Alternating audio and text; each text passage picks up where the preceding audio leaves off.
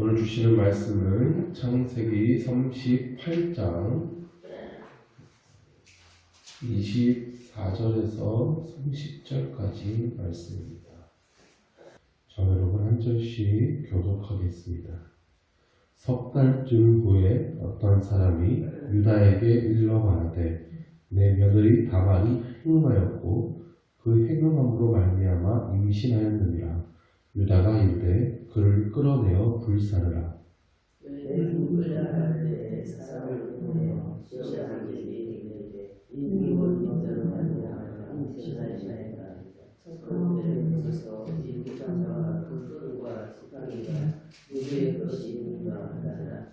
유다가 그것들을 알아보고 이르되 그는 나보다 옳도다. 내가 그를 내 아들 셀라에게 주지 아니하였음이로다 하고 다시는 그를 가까이 하지 아니하였더라. 해산할 때에 손이 나오는지라 산파가 이르되 이는 먼저 나온 자라 하고 홍색 실을 가져다가 그 손에 메었더니 그 손을 산파가 이르되 내가 어찌하여 데리고 나오느냐 하였으므로 그 이름을 베레스라 하였고 다같이 그의 이름 곧 손에 홍색 실 있는 자가 뒤에 나오니 그의 이름을 세라라 불렀더라. 아멘. 창세기 38장은 이어가던 이야기의 흐름을 깨트리는 듯한 느낌을 줍니다. 37장의 마지막 구절에서 요셉이 보디발에게 팔려갔죠. 그리고 39장에서 요셉이 보디발의 집에 있을 때의 이야기들이 기록됩니다. 그런데 그 사이 38장에 아무런 연관성 없어 보이는 유다에 대한 이야기가 끼어들어 있죠. 그런데 이야기가 그렇게 의외롭지도 않습니다. 내용이 좀 민망하고 흉측스럽죠. 이런 이야기를 여기다 끼워 놓았나 하는 것이 참 중요합니다. 그 의미가 참 중요한데요. 내용을 좀 대략적으로 살펴보고 그 의미를 좀 찾아보겠습니다. 우선 요셉의 이야기 가운데 갑자기 유다의 이야기가 끼어든 것 같지만 37장 2절에서 이후의 이야기는 요셉의 얘기가 아니라 야곱의 족보, 즉 야곱의 12 아들들의 이야기라고 했습니다. 그들이 어떻게 하나님의 백성이 되어가는가에 대한 이야기. 특히 유다는 이후에 다윗의 조상이 되고요. 다윗은 영원한 왕의 계보를 약속받게 되죠. 유다 지파는 결국 그리스도가 탄생하는 족보가 됩니다. 그런 의미에서 굉장히 중요한 인물이 바로 유다입니다.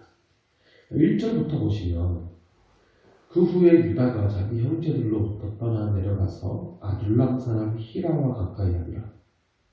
항상 문제가 일어날 때 보면요. 공동체, 믿음의 공동체로부터 멀어질 때 시작되는 경우가 많고요.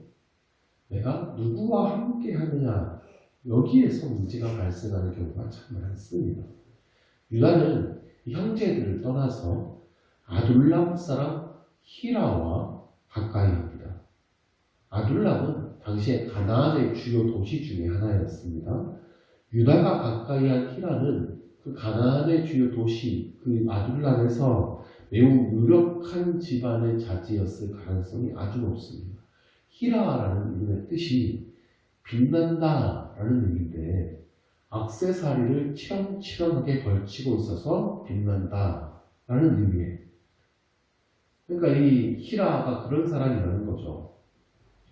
유다가 거기에서 수아라는 사람의 딸을 보고 아내로 삼고 아이를 낳았어요. 세 아들을 낳았는데 엘, 오난, 셀라입니다. 세월이 흘러서 장자 엘이 결혼할 나이가 되었고 다말이라는 아내를 맞이합니다. 그런데 이 엘이 여호와 보시기에 악했답니다. 무슨 죄를 지었는지는 모르겠어요. 그런데 그 장자 엘의 죄악 때문에 하나님께서 그 애를 죽이셨어요. 그러면 그와 결혼한 다말은 졸지에 과부가 되었죠. 그런데 자식도 없습니다. 자, 이 고대 사회에서요, 이런 경우에는 동생이 그 형수에게 들어가서 자식을 낳게 해줘야 됐어요. 이러한 제도가 신명기에 나오는데, 이 계대 혼인법 혹은 형사 취수법이라고 얘기를 해요. 자, 고대에 이러한 법이 있었던 이유는 남편이 죽고 홀로 된 여인의 생계를 인생을 책임지게 하기 위한 제도였어요. 이 여인이 자식이 없이 남편이 죽었을 경우에만 해당됩니다. 대를 이을 자손이 없다라고 하는 것은 그녀의 인생이 끝났다라는 의미로 받아들여지는 시대였기 때문에 그렇습니다. 그래서 가족 안에서 책임을 지고 그 대를 잇도록 해주는 일이죠. 동생이 이제 형수에게 들어가서 아이를 낳게 해야 되는데요. 이제 아이를 낳게 되면 그 아이는 그 죽은 형의 아이가 돼요. 자기가 낳은 아이지만 자기 아이는 아닌 거예요. 그러니까 동생 입장에서는 손해라고 생각될 수도 있어요. 유산 상속 받을 사람이 한 사람 더 늘어나는 거니까 뭐 손해겠죠. 그런데 아버지 유다가 그렇게 하라고 하니까 이 동생이 억지로 하긴 하는데요. 씨는 주지 않았죠. 이 동생 오난이 그러니까 행동을 쾌락만 취하고 책임은 다하지 않았다. 그래서 이거 성적인 범죄다라고 보기도 하는데요. 그냥 이건 책임을 지지 않은 행동입니다. 근데 이 행동의 더 큰 문제는 유다 계파의 계보를 이어가야 하는 책임, 그 언약을 이어가야 하는 책임을 지지 않은 행동이다라는 겁니다. 자, 하나님께서 이것을 악하게 보셔서요, 이 오난도 죽이셨어요. 그러니까 아버지 유다의 입장에서는 다말하고 엮인 두 아들이 죽었거든요. 다말이 우리 집안 다말은 없네. 그래가지고 다말을 친정으로 쫓아보냅니다. 그냥 쫓아보낸 게 아니라 너 거기 가서 수절하고 있어라.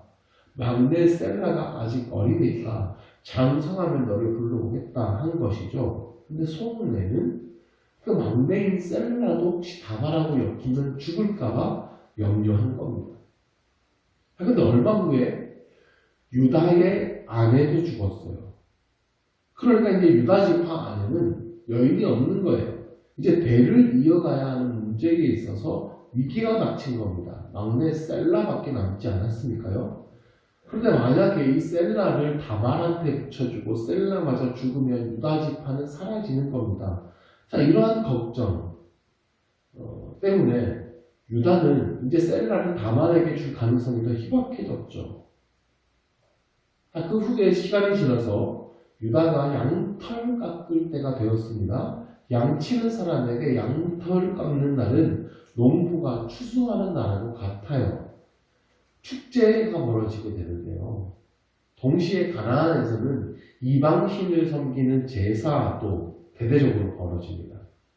그리고 가나안 땅의 그 이방신 제사 지내는 문화 안에는 성전 창기들이 함께합니다. 창기와의 그 육체적인 결합을 통해서 풍요를 기원하는 음란하고 타락한 제사 방식이 들어오는 거예요. 다말도 이 사실을 알고 있었죠. 근데 마침 유다가 딥나에서 양털 깎는다는 소식을 들은 거예요. 셀라가 장성했는데도 자신을 부르지 않는 것을 보면서 다말은 유다가 자신을 버렸다라고 생각했습니다. 그래서 술을 쓰죠. 다말이 과부의 의복을 벗고 창기의 옷을 입었습니다. 그리고 유다가 지나가는 길목에 앉은 것이죠. 다말이 얼굴을 가렸기 때문에 유다는 다말을 창기로 봤습니다. 그런데 화대가 없었나 봐요. 보통 성전 창기에게 주는 화대가 염소 새끼 한 마리였다고 해요. 그게 없으니까 담보를 주겠다고 하죠. 유다가 도장과 끈과 지팡이를 주었습니다. 세 가지 같은데 사실 두 가지예요. 도장을 끈으로 묶어서 목걸이처럼 걸고 다녔거든요. 자기의 신분을 보증한 도장이고요. 지팡이에도 목자들은 다 자기의 이름이 쓰여져 있습니다. 그러므로 요즘으로 치면 자기 신분증하고 인감을 맡긴 겁니다. 나중에 유다가 친구 히라를 통해서 염소 새끼 좀 전해줘라라고 주는데 다말을 찾지 못하죠. 다말은 다시 과부의 옷으로 갈아입었기 때문에 아무리 그 동네에서 창기를 찾아도 찾지 못했습니다. 그리고 이 다말이 유다로 말미암아 임신한 거예요. 얼마 후에 다말이 임신했다는 소식을 유다가 듣게 되죠. 유다는 그를 끌어내어 불사를 하고 말합니다. 수절 중인 여인이 행음하면 그렇게 벌하는 것이 당시의 법이기 때문입니다.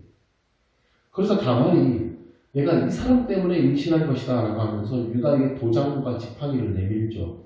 유다는 그게 자기의 것이라는 것을 알아보죠. 그리고 오늘 읽은 26절에서 이렇게 말합니다. 그는 나보다 옳도다. 이 다말의 행동이요, 옳다고 말할 수 없습니다. 아무리 부당한 일을 당했고 배를 이어가야 한다고 한들 시아버지를 속여서 시아버지를 통해 아이를 낳는 것은 옳지 않은 행동이죠. 그런데 유다의 행동도 옳지 않았습니다. 두 아들의 죽음을 그들의 악함이라고 생각하지 않았고 그 두 아들의 죽음에 대한 책임을 다말에게 있는 것처럼 여겼어요. 형제를 통해 대를 이어가야 한다는 책임을 다하지 않았어요. 유다와 다말의 관계에서 보면 유다가 강자고 다말이 약자죠. 약자의 괴로움에 무관심했고요. 언약의 대를 이어가는 일에 무책임했습니다. 물론 유다와 다말이 다 잘못이 있다고 할 수 있는데 유다는 이 사건을 통해서 일단 자기의 잘못을 인정합니다. 내가 그를 내 아들 셀라에게 주지 아니하였음이로다 라고 고백합니다. 자신의 무책임함을 인정했어요. 그리고 이후에 벌어지는 이야기들을 보면 유다는 이제 책임적인 존재로 변화됩니다. 형제들을 위해서, 가족을 위해서 자신이 직접 책임을 지고 희생하는 행동을 보이게 됩니다. 그래서 이 사건이 여기에 등장하게 되는 거예요. 자, 동생 요셉을 팔아 넘기는 것을 주도했던 사람이 유다인데 그가 어떻게 자신이 책임을 지고 희생할 줄 아는 존재로 변화되었는가라는 것을 설명하는 이야기가 여기에 나오는 거예요. 다말이 쌍둥이를 임신했죠. 근데 해산할 때도 참 요상한 일이 벌어집니다. 28절에 보시면 손이 먼저 나왔어요. 아이가 머리가 먼저 나오잖아요. 근데 손이 먼저 나오니까 산파가 첫째 아이를 구분하려고 그 손에다가 얼른 홍색 실을 묶었습니다. 그런데 그 손이 갑자기 다시 들어갔다는 거예요. 그러고는 다른 아이가 나온 겁니다. 그리고 그 뒤에 다음에 아까 홍색 실을 묶었던 아이가 나왔어요. 자, 그러면 여기서 누가 형입니까? 손이 먼저 나온 것보다는 그래도 완전히 먼저 나온 아이가 형이 되어야 되지 않나 생각이 드는데 성경에 보면 먼저 나온 아이를 29절에 아우라고 기록했고요. 손에 홍색 실을 묶인 아이를 30절에 형이라고 기록합니다. 그러니까 손이라도 먼저 나왔으면 걔가 형이라는 거예요.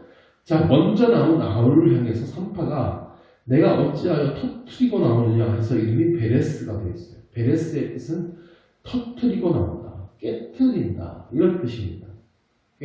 형 동생 관계를 깨트렸다는 거예요. 그 뒤에 나온 형은 세라인데 그냥 이름이 뜻이 홍색이에요. 홍색 실을 묶었다 그래서 이름의 뜻이 그냥 홍색입니다. 그런데 다윗의 계보, 메시아의 계보가요, 이 아우 베레스를 통해 이어집니다. 베레스의 자손 중에 다윗 왕이 나오고 그 후손 중에 그리스도께서 나오는 거예요. 자, 이 사건은 그 이름의 뜻대로 유다가 깨어지는 사건이었어요. 세상의 화려함을 따라가고 세상에 물들어서 살아가다가 하나님의 언약에도 무관심하고 약자의 간절함에도 무책임하던 그 유다가 자신의 죄악을 깨닫고 깨어진 계기가 바로 이 사건이라는 겁니다. 혹 우리 삶에도요, 이렇게 좀 말하기도 민망하고 부끄러운 일들이 벌어질 수 있습니다. 혹은 고통스럽고 감당하기 힘든 일들을 겪게 될 때도 있습니다. 그런데 그 사건을 통하여서 나의 죄악, 나의 허물을 발견하게 되었다면, 깨닫게 되었다면 그건 은혜입니다. 우리는 불완전한 존재고요. 모난 존재이기 때문에 반드시 부서지고 깨어져야 돼요.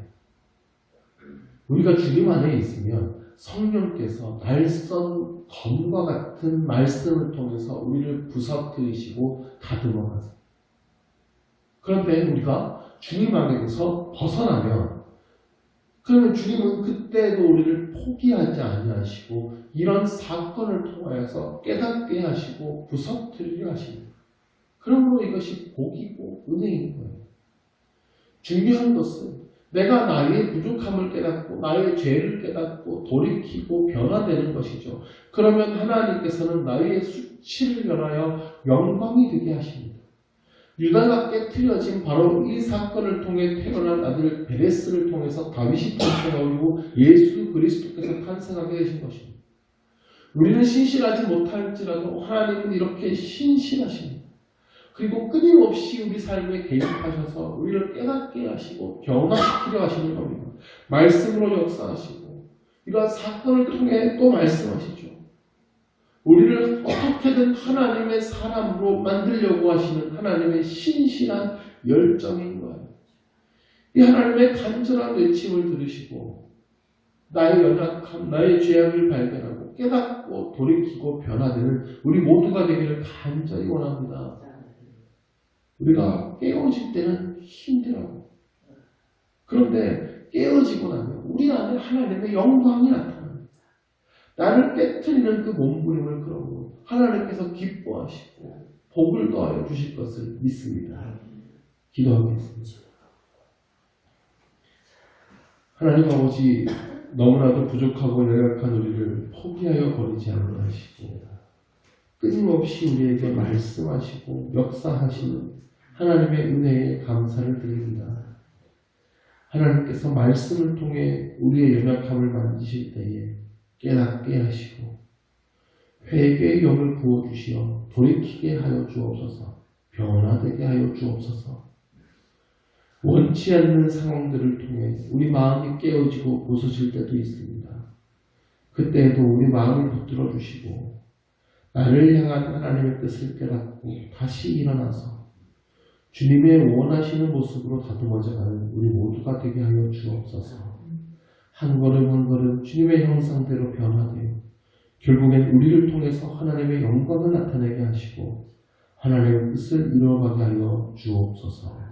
예수 그리스도의 이름으로 기도드립니다.